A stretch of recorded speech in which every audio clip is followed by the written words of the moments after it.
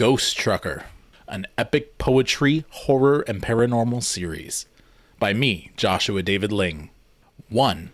Truck Stop! I'll never forget the songs we sang.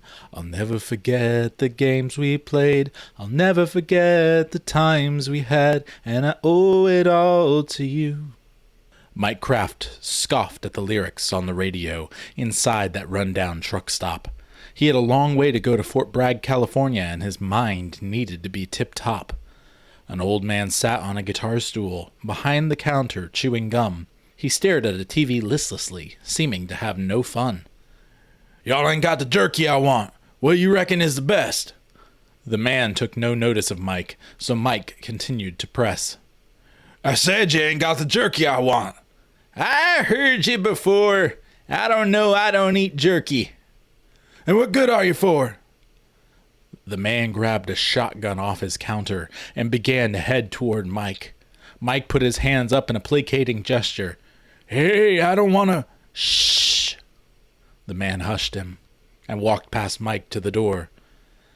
"There's a storm brewing out on Route 50, and there's lots of danger in store. Many have gone down that road, and many have been driven mad. Your truck might survive the white-hot desert, but will your mind last?" Mike laughed and sighed aloud. "That's a good one there. I've done this run 8 times before, but you sure did give me a scare. Look, I'll just take this one here. Will you ring me up?" The man put his gun back on the counter and sat down in a huff. He rang up Mike and said no more. Mike went back out to his truck. "Stupid, crazy, small-town men. I wish I had another spot for my truck."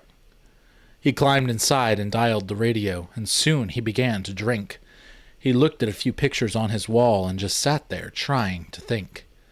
He saw his mom, his dad, and others, but he stared at an empty spot. "Get some good sleep tonight, Mike. It's a long road ahead." "Stop!" Mike jumped at the sudden scream from his speakers. The radio crackled and popped, but a moment later his signal came back and he searched around for his Glock. But nothing else happened that night. And in fact, he slept well. It's a good thing, too, because he would need it to make it through the desert's spell.